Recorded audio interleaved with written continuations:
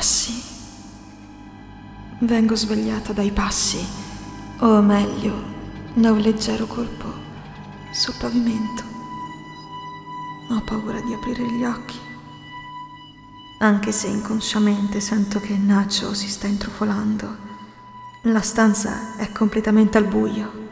Non so cosa avrebbe fatto. Nacho ha confessato che avrebbe ucciso Massimo per restare con me. Mi aspetto qualsiasi cosa da lui. Ogni muscolo del mio corpo si irrigidisce quando sento il suo respiro nel silenzio della notte. Rimane lì vicino a me, in piedi, come se aspettasse qualcosa, e poi sento i suoni di una lotta.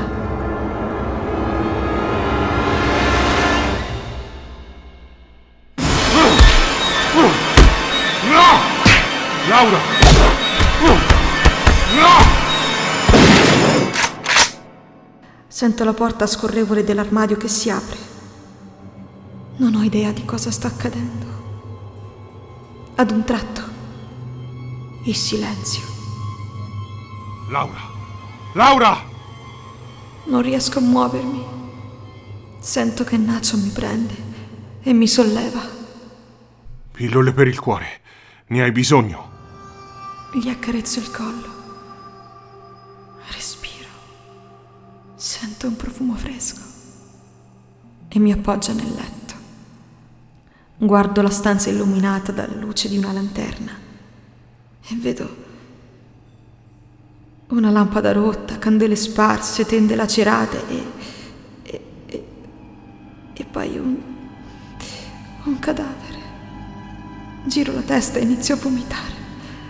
Nacho a fare una coperta e avvolge il mio corpo. Lui è morto. Lui è morto. Voleva ucciderti. Non so se ce ne sono altri. Devo portarti via di qui. Ti porto a casa di Amelia. Dille che abbiamo litigato e ti vado a prendere quando saprò che cosa sta succedendo. Ehi, te l'ho detto. Mi assicurerò che non ti succederà nulla. Voglio fermarlo, ma non ho la forza di chiedergli di restare. Le lacrime scorrono lungo le mie guance. Dopo pochi minuti Nacho torna vestito con una tuta da ginnastica scura e prima che si abbottoni la felpa noto le bretelle e 2 pistole sotto. Laura, sei sotto shock, ma passerà. Andiamo. Quando scendiamo al garage mi prende in braccio e mi appoggia al muro. Si sbottona la giacca e prende la pistola. Dopo essersi assicurato che la strada è al sicuro, mi prende di nuovo tra le braccia e mi appoggia sul sedile e mi allaccia e accende il motore della macchina. Non so per quanto tempo sta guidando. Sento che Nacho parla al telefono alcune volte. Vieni qui. Mi tira fuori dal sedile del passeggero e iniziamo a camminare. Prima vedo solo la sabbia, poi l'oceano, fino a quando vedo una piccola casa vicino alla spiaggia. Entriamo, mi sdraio su un soffice materasso e quasi mi addormento. Sono stanca, mi sento strana, non so cosa ho preso, cosa ho bevuto. Le sue mani vagano intorno al mio corpo. Fai l'amore con me. Ti amo, Laura. Riesco a malapena a vedere le dita sottili che si tenevano stretti ai miei seni e le nostre labbra si incontrano per la prima volta. Quelle labbra morbide che accarezzano senza fretta le mie. Usa la sua lingua, abbraccia la mia, godendone lentamente il sapore. Sono impaziente per questa lenta tortura. I suoi fianchi sfiorano la mia coscia e sento un membro duro e pronto. Poi alzo leggermente i fianchi e lui, senza aspettare un altro invito, entra nel mio centro umido.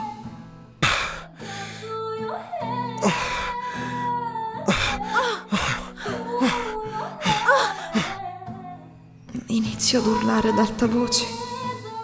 Il volto di Nacho si avvicina al mio collo per baciarmi dolcemente. O hai fatto un incubo o hai fatto sesso. Allora, Laura, sesso o incubo? Allora, Laura, sesso o incubo? Dopo quelle urla, penso proprio che sia stato sesso. Meglio con me o con Massimo? Con te è stato delicato. Molto delicato, sì. Credo che sia un sogno questo. Non credo che sia realtà. E dopo un po' questa immagine sexy del sogno con Nacho viene sostituita dall'immagine della sera prima, del cadavere. Stai bene? Mi gira la testa. Ho fatto un sogno con te, ma lasciamo stare. Come fai a sapere che questo tizio ha cercato di uccidermi? Forse è perché quando ho iniziato a strangolarlo era in piedi, accanto al tuo letto, con una siringa di liquido che ti avrebbe causato un arresto cardiaco. Credo che stesse cercando di fingere una morte naturale. Conosci quest'uomo? Come sei entrato nella stanza? E come facevi a vedere nel buio? Questo idiota è venuto da me prima. Che dilettante.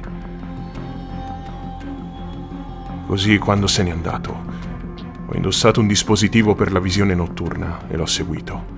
Sai chi era? No, non sono riuscita a vederlo. Prende il telefono e mi mostra una foto del cadavere. No. È Rocco, la guardia del corpo di Massimo. Mio marito sta cercando di uccidermi. Qualcuno l'ha corrotto e credo che oggi scoprirò chi era. Se tu fossi morto significherebbe guerra. A quanto pare senza il permesso della tua famiglia nessuno può comparire sull'isola perché sorvegliata 24 ore su 24. A quanto pare sai tutto. Attraverso la porta.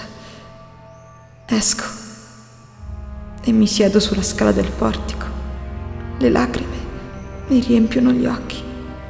Poi Nacho passa accanto a me senza dire una parola, vestito con la muta, e tiene la tavola da surf sotto il suo braccio e si dirige verso l'acqua. C'è qualcosa che non vuole dirmi.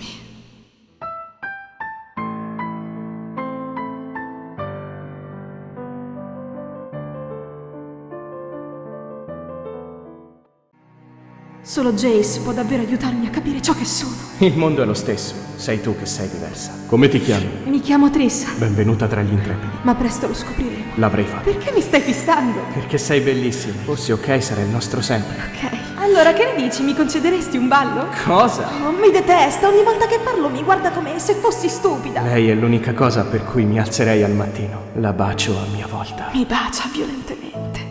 Christian! Smettila di morderti il labbro. Portami nella stanza dei giochi. Salve Giulia Segreti! Testa! Ardyn! Smetti! Mi hai mentito! E mi hai preso per scema, Ardyn! Perché provo qualcosa per lei? E io che credevo di essere la tua fidanzata. La mia fidanzata? Non sapevo che gioco fosse, ok? Devi parlare. No! Devi sempre insistere! Mi dispiace, ok? Ti dispiace? Ti dispiace? Sono uno stronzo. Devo dirle la verità. Tu cosa, Ardyn? Ti amo! Mi fa piangere, mi fa ridere, mi fa gridare, ma soprattutto mi fa sentire viva.